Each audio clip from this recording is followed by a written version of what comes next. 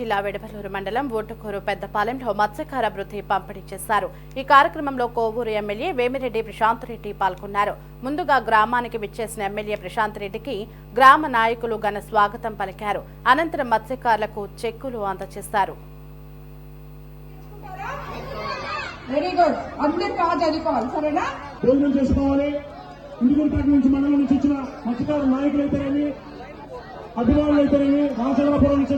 అక్క చెల్లెళ్ళ అమ్మలకు ఏడాదికి 3 సిలిండర్లు ఇస్తున్నాం। గతంలో తట్టెలు మట్టెలు దోచుకొని రోడ్లు వేయించుకుంటున్నాం। సో ఒకవైపు సంక్షేమము, ఇంకొక వైపు అభివృద్ధి చేస్తున్న మన ముఖ్యమంత్రి మానవత్వం అన్ని కలిగిన ప్రదాతకి మరోసారి నా మత్స్యకార సోదరుని మన తరఫున కోవూరు నియోజకవర్గ ప్రజల తరఫున ధన్యవాదాలు తెలుపుకుంటున్నాను।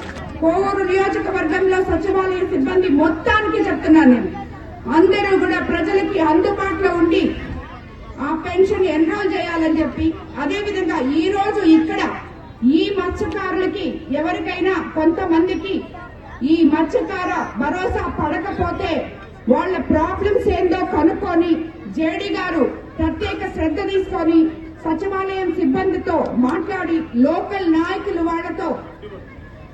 వాళ్ళకి తెలిపి ఎఫ్డిఓ గాని ఎవరు గాని వాళ్ళకి తెలిపి వాళ్ళకు కూడా న్యాయం చేయాలని చెప్తున్నాను। అదేవిధంగా ఇప్పుడు ఇక్కడ జేడీ గారు మత్స్యకారుల కోసం చాలా పథకాలు చెప్పారు।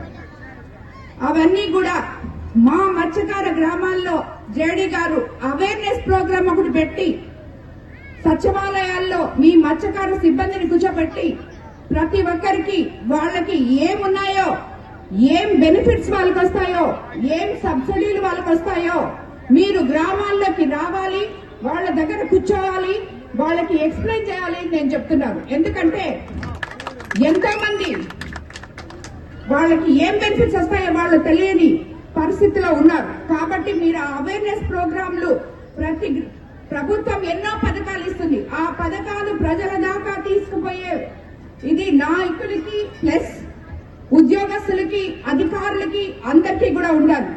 అదేవిధంగా ఈ రోజు మనం కోవూరు నియోజకవర్గంలో 25,000 మందిని నిరక్షరాస్యుల్ని గుర్తించి 2,500 మంది వాలంటరీ టీచర్స్ తో 15 సంవత్సరాలు పైబడిన వాళ్ళకి ఎవరికైతే చదువు లేదో ఆ డ్రైవ్ మనం ఒకటి నిరక్షరాస్యత డ్రైవ్ అని చెప్పి ఒకటి తీసుకుపోతున్నాం।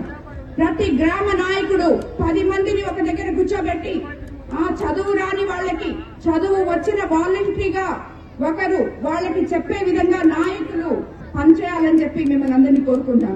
యువకులకి ఉద్యోగాలు వచ్చేదానికి, చిన్నపిల్లలకి ఏ రకంగా స్కూల్స్ డెవలప్మెంట్ చేస్తారో మన ఆల్రెడీ లోకేష్ బాబు గారు గవర్నమెంట్ స్కూల్స్ కింద ముందుకు తీసుకోబోతున్నారు। ఆ రకంగా ప్రతి స్కూల్ ని తీర్చిదిద్దుతాం। అదే విధంగా ఇన్ఫ్రాస్ట్రక్చర్ స్కూళ్లలో లేకపోతే లోకేష్ బాబు గారు దానికి పెద్దపీట వేశారు। టీచర్లు కానీ మెగా డిఎస్సి కూడా ఓపెన్ చేయడం జరిగింది। సో మనము పిల్లలకి చదువులు సరిగ్గా చెప్పించుకోగలం। అదేవిధంగా మన ఉప ముఖ్యమంత్రి పవన్ కళ్యాణ్ గారు మనకి గుంతలు లేని రోడ్లు పల్లెల్ని అంకితం చేయాలని చూశారు, అది కూడా ఇవ్వడం జరిగింది। కాబట్టి మనము ప్రతి పని చేసుకుంటూనే ఉన్నాము। కాబట్టి వాళ్ళు వీళ్ళు చెప్పే మాటలు విని ఏమి పథకాలు రాలేదు